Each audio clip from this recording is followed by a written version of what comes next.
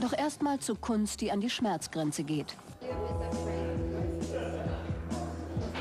Sie wird sich gleich die Oberschenkel durchstechen und dann zusammennähen. Noch aber ist von Blut nichts zu sehen. Die 34-jährige Brasilianerin Roberta Lima macht Kunst mit ihrem eigenen Fleisch, denn sie will das Bild des weiblichen Körpers zerstören.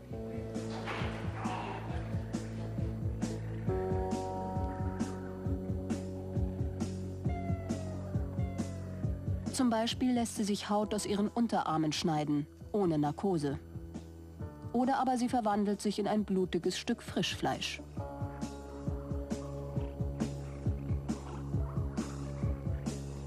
You could say that I look very almost cute. Man könnte sagen, dass ich vielleicht etwas süß aussehe. Ich komme aus Brasilien und dort ist der Körper der Frau stark sexuell aufgeladen und muss ordentliche Kurven haben. Connected to curves and yeah, I could say that I struggled a lot, like being born in such an environment. Ich konnte damit nie etwas anfangen und deswegen fühlte ich mich in Brasilien immer wie ein Freak. Aber seit ich in Europa bin, weiß ich, dass ich ganz einfach eine Feministin bin. Living in Brazil, I thought I was a freak, and maybe that's why I identified myself, or that was so appealing for me. But since I moved to Europe, I just realized I'm a feminist. Die Performance, die Roberta Lima hier beim Donaufestival in Krems aufführt, heißt 16 Stiche.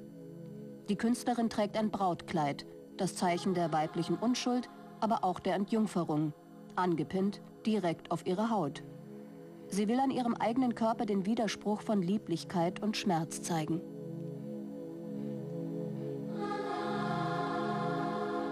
Die riesigen Kanülen lässt sie sich tief durch ihr Fleisch treiben. Die Zuschauer gruseln oder amüsieren sich über den öffentlich zur Schau gestellten Schmerz.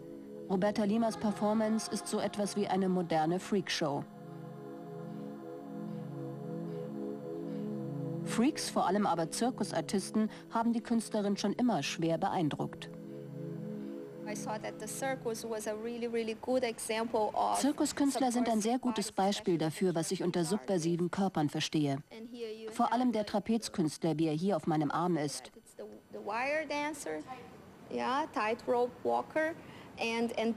Und hier ist die Seiltänzerin. Diese Sachen faszinieren mich unglaublich, vor allem die Trapezkünstler. Sie mussten auf der einen Seite sehr feminin sein, denn die Bewegungen müssen fast wie beim Ballett sein. Aber sie sind auch sehr stark gewesen.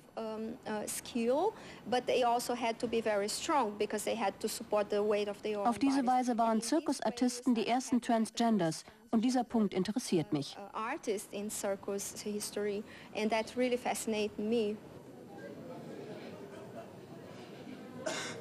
Auch wenn Roberta Lima mit ihrer Kunst keine Geschlechtergrenzen überschreitet, so will sie doch für ordentlich Gender Trouble sorgen. Richtig viel passiert bei ihrer Performance nicht, aber das Publikum wird hier mit einem anderen Bild von Weiblichkeit konfrontiert. Normale Frauen durchbohren sich schließlich nicht. Vor allem keine kleinen süßen Brasilianerinnen.